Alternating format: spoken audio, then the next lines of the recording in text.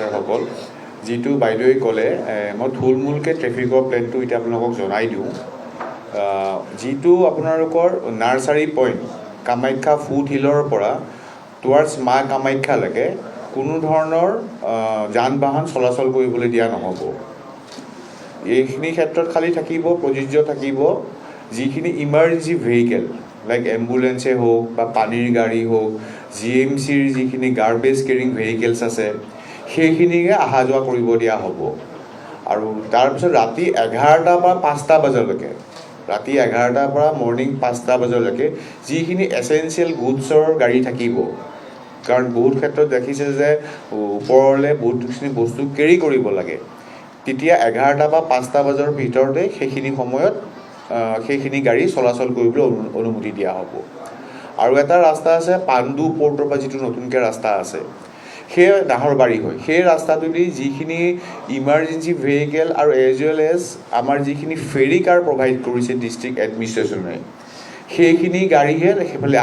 আহিবলৈ দিয়া হ'ব যিটো বাইদেৱে ক'লে যে ধৰক কোনোবা ধৰক ফিজিকেলি চেলেঞ্জ মানুহ সেইকাৰণে ফেৰী কাৰখিনি আপোনালোকে ডিষ্ট্ৰিক্ট এডমিনিষ্ট্ৰেশ্যনে এপ্লাই কৰিলে একৰ্ডিংলি সেই ফেৰী কাৰত তেওঁলোক এই মন্দিৰৰ ওপৰলৈকে আহিব পাৰিব এতিয়া কথাটো হৈছে যিখিনি মানুহ ওপৰত কাম কৰিব বিভিন্ন অফিচিয়েলসকল তেওঁলোক সকলোখিনি আহি গোট খাব সোণাৰুম হাই ছেকেণ্ডেৰী স্কুল ফিল্ডত যিটো ফেৰী কাৰ প্ৰভাইড কৰা হ'ব সেই ফেৰী কাৰটো প্ৰভাইড কৰা হ'ব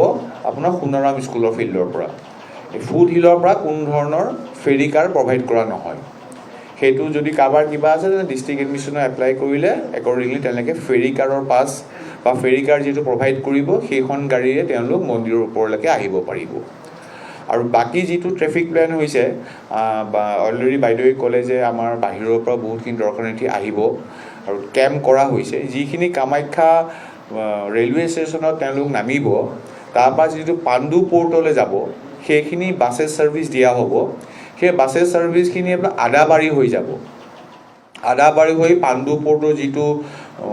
হেৰিত কৰা হৈছে আপোনাৰ কেম্প কৰা হৈছে কেম্পত তেওঁলোকক ৰাখি সেইখিনি গাড়ী আপোনাৰ টুৱাৰ্ডছ জালুকবাৰী হৈ ওলাই যাব খদিলাপুৰ হৈ ওলাই যাব আৰু যিখিনি আপোনালোকৰ দৰ্শনাৰ্থী আহিব তেওঁলোকৰ আমাৰ কৰিম কি যিখন আপোনাৰ নীলাচল ফ্লাইঅভাৰৰ আমি ব্ৰিজৰ তলেদি ভৰাই দিম এতিয়া যিখিনি গাড়ী যাতে আহিব ধৰক পিলগ্ৰিমছে হওক বা দৰ্শনাৰ্থীয়ে হওক বা লোকেল পাব্লিকে যিখিনি আহিব সেইখিনি আহিব আপোনালোকৰ দুইখন ব্ৰিজৰ দুই কোণৰ যিটো ছাৰ্ভিচ ৰোড আছে সেইফালেদি আমি গাড়ীখিনি সোমোৱাই দিম জালুকবাৰীৰ পৰা অহা গাড়ীখিনি আপোনাৰ আমি ৰখাই দিম স্বাগত হস্পিটেলৰ সন্মুখত তাৰপৰা তেওঁলোক অন ফুট আহিব আৰু গাড়ীখিনি ঘূৰাই পেলাই আমি বিভিন্ন পাৰ্কিং প্লেচ আমি ইয়েৰমাৰ্ক কৰিছোঁ তাতে গাড়ীখিনি ৰাখি দিম একৰ্ডিংলি যিখিনি গাড়ী আপোনালোকৰ ভৰলুক মুখ ছাইডৰ পৰা আহিব তেওঁলোকো ব্ৰিজৰ তলেদি আহি তেওঁলোকো আমি গেট নম্বৰ 3 যিটো আমাৰ ৰেলৱে হেডকোৱাৰ্টাৰ গেট নম্বৰ 3 তাতে তেওঁলোক এলাইট কৰিব এলাইট কৰি তেওঁলোক তাৰ পৰা অন ফুট দি কামাখ্যা টেম্পললৈ যিটো আমাৰ ফুট হিল তালৈকে আহিব পাৰিব এই ক্ষেত্ৰত আছে যিখিনি পাব্লিক ধৰক বাছেছ আহিব বা নৰ্মেল যিখিনি কমিউটাৰ্ছ আছে তেওঁলোকক আমি ব্ৰিজৰ ওপৰতে যাব দিম তেওঁলোকক মই ৰিকুৱেষ্ট কৰিছোঁ তেওঁলোকে যে ছাৰ্ভিচ লেনটো এভইড কৰি দিয়ে এই ক্ষেত্ৰত কিন্তু যিখিনি লোকেল ৰেচিডেণ্টছ থাকিব তেওঁলোকে ছাৰ্ভিচ ট্ৰেকটো ইউজ কৰিব পাৰিব সেইখিনিলৈকে বৰ্তমানকৈ প্লেন আৰু আমাৰ পাৰ্কিং স্পেচ কিছুমান আমি ইয়েৰমাৰ্ক কৰি থৈছোঁ এইটো হৈছে আদাবাৰী যিটো বাছ ষ্টেণ্ড আছে সেইটো হ'ব সৰু গাড়ীৰ কাৰণে আপোনাৰ আছে বৰিপৰা ফিল্ড যিখন আছে সেইটো সিফালে আছে আপোনাৰ ITI মাছখোৱা তাত ৰাখিব পাৰিব ASTC মাছখোৱা পাৰ্কিং এটা আছে আৰু আমি ঈদগাহ ফিল্ডখনো ল'বলৈ আমি ডিষ্ট্ৰিক্ট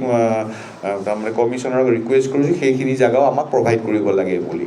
ইয়াৰোপৰি আমি আৰু কিছুমান পাৰ্কিং স্পেচ আইডেণ্টিফাই কৰিব চেষ্টা কৰিছোঁ কাৰণ যিহেতু বহুত মানুহৰ জনসংখ্যা হ'ব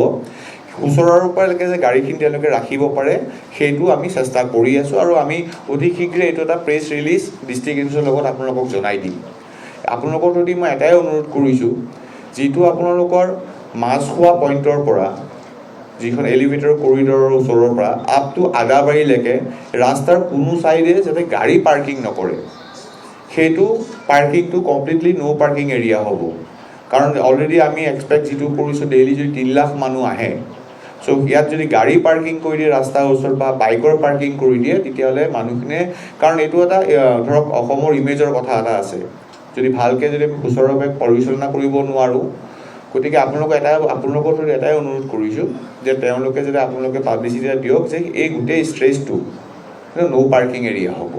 আৰু কিবা থাকিলে আপোনালোক আমি জনাই দিম। ধন্যবাদ।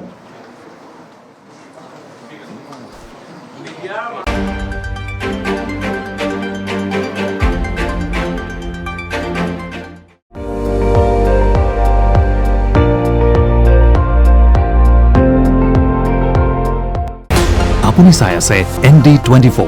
সৰ্বশ্ৰেষ্ঠ নহয় সৰ্বোত্তমৰ দৌৰত।